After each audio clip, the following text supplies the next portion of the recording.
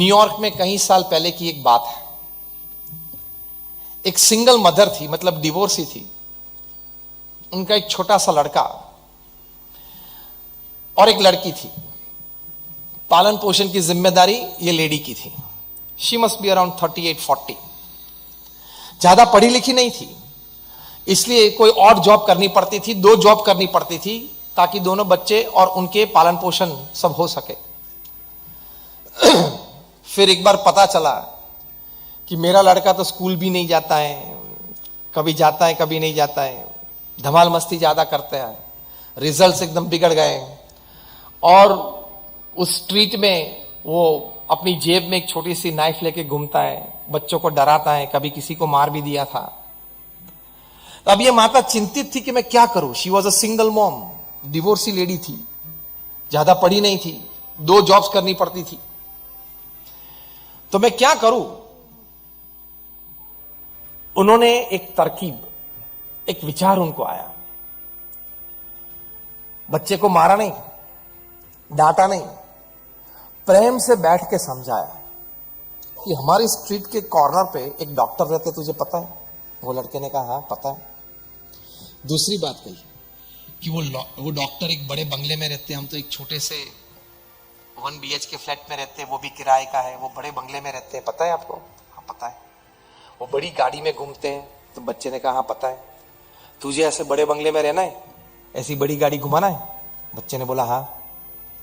तुझे पता है वो रोज नाइफ का उपयोग करते हैं?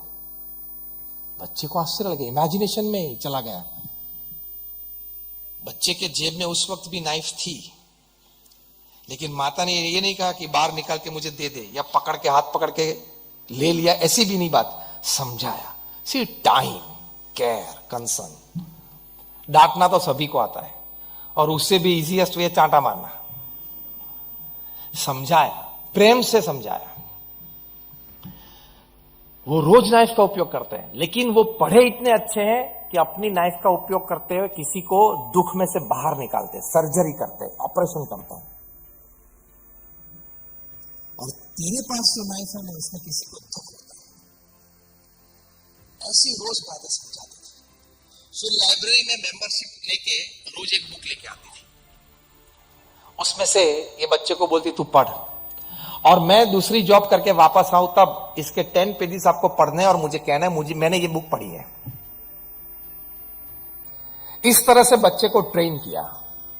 वो बच्चा पढ़ने लगा, मैरिट्स आए, स्कॉलरशिप मिली, डॉक्टर बने, और इतने अच्छे डॉक्टर बने कि अभी जब मैं आपको आज ये बात कर रहा हूं तभी वे अमेरिका की जॉन हॉपकिंस इंस्टीट्यूट, बहुत प्रतिष्ठित इंस्टीट्यूट है, medical institute, John Hopkins institute of medicine, वहां पीडियाट्रिक न्यूरोसर्जरी में वे हेड ऑफ द डिपार्टमेंट है। उनका नाम है बैन कार्सन। और इस वक्त 1 साल पहले अमेरिका में प्रेसिडेंशियल इलेक्शंस थे, तब ही threw his hat in the presidential race as well. फिर पार्टी की समझौती और उन्होंने विड्रॉ कर लिया, वो एक अलग बात है। यहां तक अपने बच्चे को इस माता ने पहुंचाया। यह प्रसंग सुन के आप किसी को फरियाद करने की इजाजत नहीं है, अथॉरिटी नहीं है कि मेरे बच्चे बिगड़ गए हैं, पढ़ते नहीं हैं, पढ़ाई कम करते हैं, ये सब्जेक्ट में कमजोर हैं।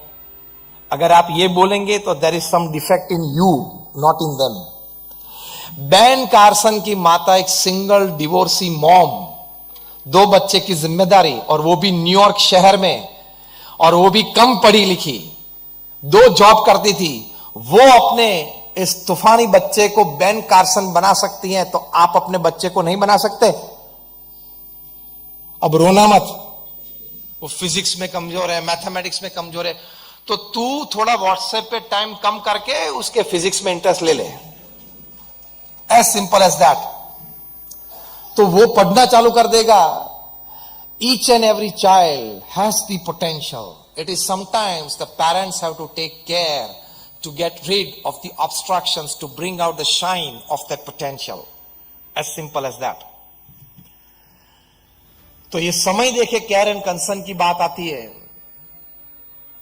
कोई भी समय पे आधी रात पे भी ये परिवारजन के लिए और बच्चों के लिए समय और संस्कार देना, that is your prime responsibility. लड़के ने कोई बायोलॉजी पढ़ना शुरू किया और उसको कुछ बातें आई, तो उसकी मम्मी के पास जा पहुंचा और पूछा कि मॉम, ये मनुष्य पृथ्वी पे कैसे आए? तो मॉम ने कहा कि पहले भगवान ने एक पुरुष एक स्त्री बनाई, फिर उनमें से परिवार चला, पीढ़ियां चली, और आज इस पृथ्वी पे ये सब परिवार है। ठीक है, बच्चे ने मान लिया। फिर बायोलॉजी में पढ़ा कि मनुष्य के पूर्वज तो बंदर थे, इवोल्यूशन हुआ, चार्ल्स डार्विन की थियरी पढ़ा। तो एक बार पिताजी को पूछ लिया कि हम पृथ्वी पे आए कैसे मनुष्य? पिताजी ने कहा कि हमारे पूर्वज तो बंदर थे, एप्स थे, डार्विन की थियरी है, इवोल्यूशन है, ये सभी बातें जो हम पढ़ते हैं, पढ़ी हैं, वो सब बताई।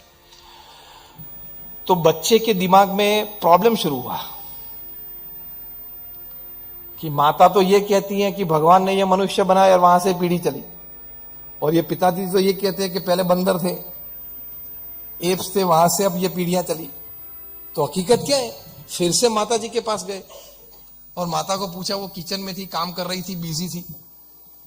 पूछा कि माता आप ये कह रही हो और पिताजी तो ये कह रहे हैं। माता ने कहा कि मैंने जो उत्तर दिया वो मेरे रिश्तेदारी की बात है, उन्होंने जो उत्तर दिया उनके रिश्तेदारी की बात है। अब इस प्रकार का जवाब आप किसी भी परिस्थिति में बच्चों को देते हो तो आप कहां उनको संस्कार दे पाओगे? Patience with your children. छोटे बच्चे तो बहुत बातें पूछेंगे, हमको भी पूछते हैं ना। एक बार वहां हम अमेरिका में थे, एक छोटे बच्चे ने मुझे देखा तो देख ही रहा था। हम वहां कोई जगह पे ऐसे ही कार्यक्रम में जा रहे तो जैसे गाड़ी में से उतरे, he was a little white boy, और उसकी आंख में मैंने देखा कि he is inquisitive about something. ये पूरा सैफरन कभी उसने देखा नहीं होगा, शायद लाइफ में पहली बार देखता होगा। तो he was just staring at me. मैं चल के उसके पास गया, उसके सामने मैं बैठ गया, क्योंकि वो दैट स्मॉल साइज, तो मुझे बैठना जरूरी था, तो आई लेवल मैच हो सकता है।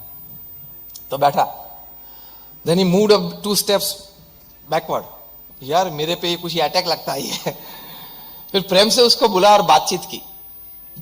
मैंने 3 बार उसको पूछा कि do you want to ask me something? तीसरी बार पूछा तब इतना कहा, तीसरी बार पूछा फिर इतना ही कहा छोटे बच्चे ने। He must be just like 4 years old। फिर मैंने पूछा, उसने पूछा व्हाई दिस कलर? छोटे बच्चे में कितनी इंक्विजिटिवनेस होती है, यू टू सेटिस्फाइड। मैंने 2-3 वाक्य में इसको, संत क्या होते हैं, भारत में ये परंपराएं, सफेद पहनते हैं, भगवे पहनते हैं, 1-2 मैं समझता था, वो उसको समझ में नहीं आएगी बात, लेकिन एक बात जो सही उत्तर है वो शॉर्ट में भी उसको देना चाहिए, रजिस्टर हो जाता है। ये बात उसको लाइफ टाइम याद रहती है, क्योंकि हम यहां बैठे व्हाट्सएप की कृपा से, इंटरनेट की कृपा से हमारी जीबी तो भर गई है, उसकी जीबी अभी खाली है। हमारी जीबी तो भर गई, क्योंकि बहुत चिंता है। बॉलीवुड में कोई साथ में आता है, कोई अलग होता है, तो चिंता यहां सांगली में हमको होती है ना। पेज 3 की सब स्टोरीज पढ़ लेते हो, फिर वो सब जीबी भर जाती है।